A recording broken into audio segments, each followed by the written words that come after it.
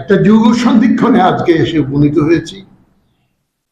আপনারা সকলেই জানেন এবং সকলের মনে এই দুঃখ, ব্যথা, বেদনা, এই ক্ষোভ যে দীর্ঘদিন যাবৎ আমরা এই পরিস্থিতি মোকাবিলা করে চলেছি এবং আমরা এই আন্দোলন করছি, তাকে তার যৌক্তিক পরিণতির দিকে এগিয়ে নিয়ে যেতে পারছি না।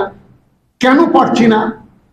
কি বিশেষ প্রতিবন্ধকতা, সেগুলি খুঁজে বের করা, এটাই হচ্ছে আজকে গণতান্ত্রিক শক্তির কাজ। আজকের এই প্রেস ব্রিফিং এ আপনাদেরকে সুনির্দিষ্ট কোনো কর্মসূচি এক্ষুনি দিতে পারছি না।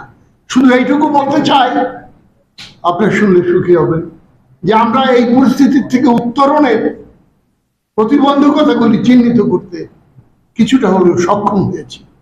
ইনশাআল্লাহ অচিরেই আমরা এটা উত্তরণ করে বৃহত্তর জাতীয় ঐক্যই হচ্ছে এই মুহূর্তে আমাদের একমাত্র শক্তি, আমাদের একমাত্র হাতিয়ার।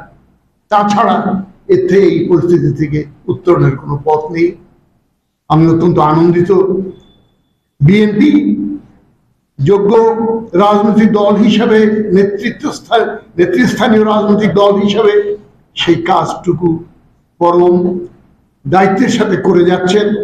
আমাদের যুগপৎ আন্দোলনের শরিক আরো দু একটি জোট, তাদের সাথে ওনারা আলোচনা সম্পন্ন করে একসঙ্গে আপনাদেরকে এই কথা দিতে পারি, আগামীতে ঐক্যবদ্ধভাবে গণতান্ত্রিক শক্তি, দেশপ্রেমিক শক্তি এদেশে ঢুকে আন্দোলনে নামবে এবং আমরা এই অপশক্তির অবসান ঘটাতে সক্ষম হব।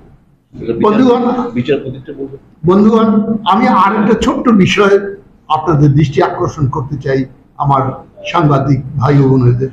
সেটা হচ্ছে এই, আপনারা জানেন কিনা জানি না, খুব বেশি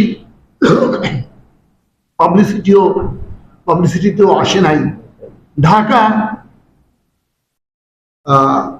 হাইকোর্টের একজন বিচারপতির নেতৃত্বে আমাদের বাংলাদেশের সীমান্তের চারিপাশে 10 কিলোমিটার রেডিয়াস নিয়ে একটা জোন সৃষ্টি করার যে প্রস্তাব রাখা হয়েছে, in the name of combating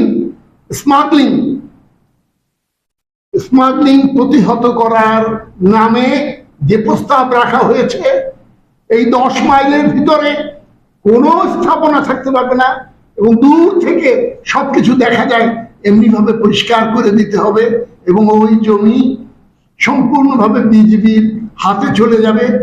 আমরা এদেশের কোনো দেশপ্রেমিক রাজনৈতিক দল এটাকে কিছুতেই গ্রহণ করে নিতে পারি না। আমাদের কাছে এই প্রস্তাব সম্পূর্ণরূপে অগ্রহণযোগ্য। আপনাদের মাধ্যমে দেশবাসীর উদ্দেশ্যে এই কথাটুকু আমি বলতে চাই। আপনাদের সকলকে ধন্যবাদ।